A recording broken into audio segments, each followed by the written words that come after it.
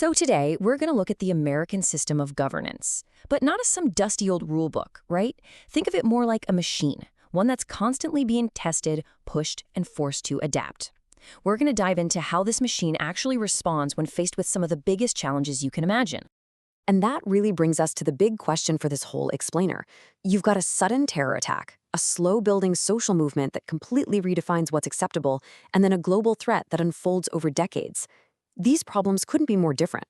So how on earth does a system of government, one designed in the 18th century for a much, much simpler time, actually handle the crazy complexity of today? All right, so here's how we're going to tackle this. We're going to look at 4 really different case studies. What happens when a crisis strikes out of nowhere, how the government responds when society itself demands change, its long-term role in actually building the economy, and finally, what happens when it has to deal with a slow-moving, supercharged political crisis. Okay, let's start with that first one, the shock response. This is when an event hits so suddenly and with so much force that it demands an immediate and, frankly, a massive reaction from the government. September 11th, 2001. I mean, that one date triggered one of the most profound and rapid shifts in American governance in modern history. The attacks weren't just about destruction. They ripped the cover off a deep vulnerability that the system, as it was, just wasn't equipped to handle. And the human cost, it was just staggering. We're talking about nearly 3,000 people killed.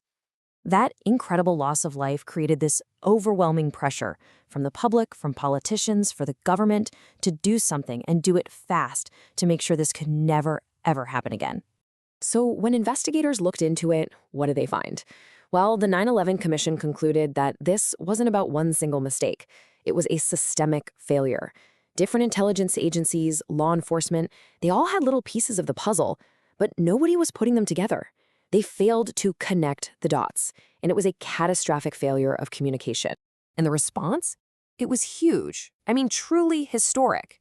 In one of the biggest government reorganizations ever, they took 22 separate federal agencies. We're talking everyone from the Coast Guard and the Secret Service to FEMA, and smashed them all together into one massive brand new department, the Department of Homeland Security.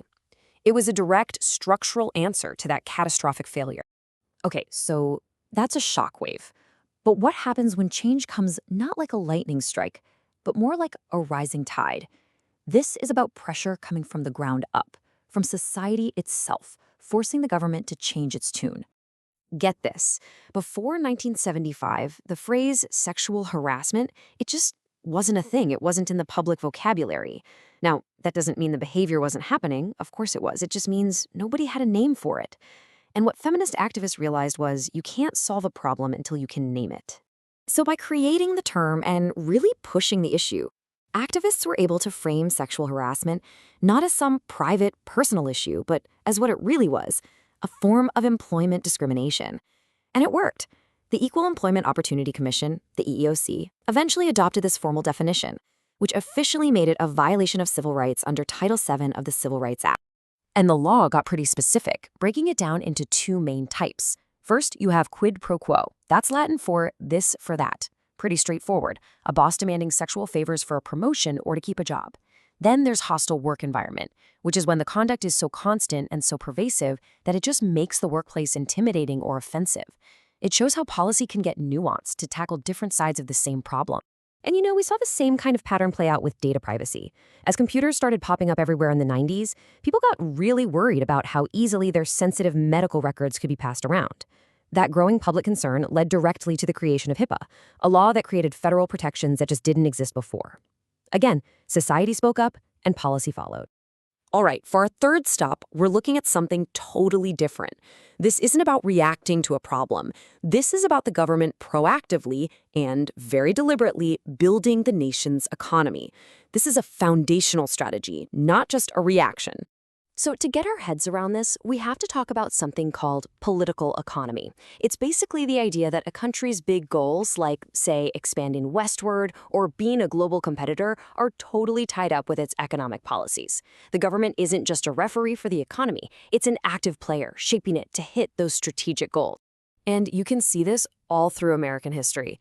Back in the early 1800s, you had court decisions that spurred federal investment in things like the Erie Canal, which basically turned New York City into the powerhouse it is today. Then, a few decades later, the Pacific Railway Act didn't just pay for a railroad. No way. It fundamentally shaped how the American West was settled. These were literally nation-building projects. Now, fast forward to today, and that role looks a little different. It's less about digging canals and more about complex economic strategy. For example, governments will often try to attract what they call basic industries. Think car manufacturing or even movie studios, things that bring new money into a region. Why? Because those industries have this powerful ripple effect, creating even more jobs in local, non-basic businesses like restaurants and shops. It's a much more sophisticated way of doing the same thing, building that economic engine. Okay, so we've seen the government react to a sudden shock, bend to social pressure, and proactively build an economy. But what about a problem that's, well, a slow burn, a crisis that's long-term, incredibly complex, and politically just explosive? That brings us to our last and maybe our toughest case. Climate change is pretty much the ultimate slow burn crisis, and it's so tough for our system to handle for a few key reasons. One, it unfolds over generations, not days. Two, its causes and its effects are global. Three, the science is really complex. And four, in the United States, it has become one of the most politically divisive issues there is. This timeline of the Kyoto Protocol just lays the political gridlock bare. So, the U.S. signs the international agreement in 1997, but in the very same year, the Senate votes 95-0, that's unanimous, on a resolution basically saying, no way, we oppose this. It was a clear signal it would never be ratified. And sure enough, by 2001, the U.S. was formally out. That shows you the immense political resistance to taking binding action. And a huge reason for that resistance is the deep, deep partisan divide. This Pew poll from 2006 really shows it. You had over half of Democrats saying, yes, human activity is the cause. But look at Republicans. Less than a quarter of them agreed. And when the public is that split on the basic nature of a problem, it becomes almost impossible to build the political will you need to do something big. So that gridlock forces this really difficult debate between two different paths. On one hand, you have mitigation, which is all about trying to stop the problem from getting worse by cutting emissions. On the other hand, you have adaptation, which is basically saying, okay, this is happening, so let's spend money to react to it, building seawalls and so on. It's a tough choice between prevention and treatment, and it is a very contentious one. So when you pull it all together, you can really start to see some clear patterns. The American system, it's capable of an incredibly swift and massive response when there's a sudden shock, like 9/11. It's also proven it can be responsive to sustained public pressure, like we saw with sexual harassment and privacy laws.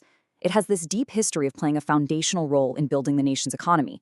But it really, really struggles with those slow-moving, politically divisive global issues like climate change, where finding any kind of consensus is just incredibly difficult. And that brings us to the final thought here.